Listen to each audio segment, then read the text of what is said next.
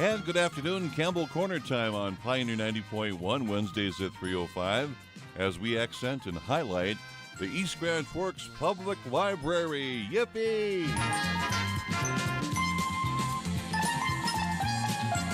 And joining me once again, as she often does, the director of Campbell Library, Charlotte Helgeson. Good afternoon, Charlotte. Good afternoon. Good afternoon. Happy March. We made it. We made it. Yay! Although we had to go through a storm to get there. I won't bring that up too much here, but anyway, it's good to see you again. And I see you have more books to talk about today. It was really hard, I hate to say this to you, to leave the library today. Why was that? Because we had new boxes of new books. Brand new? And they had just unpacked them, and they had them spread over the table. And I read the reviews on these. I put them into order. I know what's coming. But to have that new book there, and I immediately started saying, oh, you've got to read this. And, oh, if you know a child, this is going to be a perfect book. And I just had to walk away. There's nothing like the smell of brand new books. Oh, well, and great? just the excitement of what you're going to find on the inside. Yes. So they're on location at Campbell. They're brand new, being unpacked right now. Yes. That's great. Wonderful. But I did bring 3 books that came off of the new shelf that have already been processed, so Okay. you can actually walk into the library as soon as I return and pick these books up. All right. I see one book with airplanes on it. Yes, it's called You Can Fly. You Can Fly. And this is about the Tuskegee Airmen, which a lot of us know that a civil aeronautic training started for African Americans at Tuskegee, Alabama. That was World War II, I believe. Yes. 1940s. Mm-hmm. And this book, rather uniquely, is not just like history essays or just chronological telling of that story. There's a timeline in the back of the book, but the book by Carol Boston Weatherford is a collection of poetry. Really? Written by who? Written by her. By her. Yes. Okay. And About these men. About these men. Okay. Right. And they are told in a first person kind of way, so as if she were the airman. Okay, I'd love to hear some samples of that. Would you mind? I'd love to. All right. There is one that's called Solo at Last. You are shaking in your boots when you climb into that PT-17. You watch your instructor work the plane's controls. Then you use the stick to change speed, altitude, and direction. You move the control column and foot pedals to maneuver the wings and tail. You do takeoffs and landings, mimicking your instructor's every move.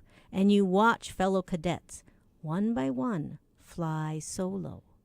Guys who never saw a plane up close before arriving at Tuskegee do loops and barrel rolls in midair. You tease cadets who get airsick and throw up over the side. That's known as feeding the buzzards. Finally, your moment. After 8 hours of lessons, it's your turn to fly solo, to conquer a new world. You steer as if you and the plane are one. You have never felt freer. Never. And I think about this is the first opportunity that these men have been able to actually learn how to fly, be in a plane. Right. It's just exciting to even read that poem in my mind.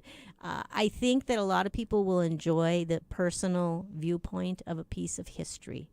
We want to bring that up and talk about all the negative, what they hadn't been able to do, Sure. what they couldn't do. But this is what they could. In responsibility and service to their country. Absolutely. Wonderful. You Can Fly. All right. Book 2. We have Cherokee Talisman by David Michael Harding. And it is a story about Chief Tecumseh, who is a Cherokee. Oh. A lot of the white men would have referred to him as Chief Redbird, which he did not like. Okay. But it's it's very much a personal story of that white Native American conflict that goes on. It talks about him raising his son, about his wife, about his relationship with his father, his family, and the white men who came in to take over their land. Mm-hmm. I mean, it isn't an automatic hate. It isn't clear cut like the history books might tell. So I really enjoyed it. It's another different approach to a piece of history. But my third one, and I think I have the same ailment that is described in this book. It's called Smiley, A Journey of Love by Joanne George. All right. Smiley is a dog who is blind. And because of the scars on his face, he'd been through a very tough life. He looks like he's always smiling. That's why he's called Smiley. Mm-hmm. He was rescued. He's a rescue dog, trained in therapy, and continued to smile at children and adults who were in the ER, who were in long-term care. He was considered an ambulance therapy dog. Well, he grew older, like some of us do, and he started to lose the strength in his back legs, and he couldn't jump into a vehicle anymore. And he would continue to wag his tail, but he couldn't move. So they brought him into the vet. The vet explained a compressed vertebrae, compressed disc. Because he'd overused his tail. He'd wagged it too much because he was such a happy dog. Oh, my goodness.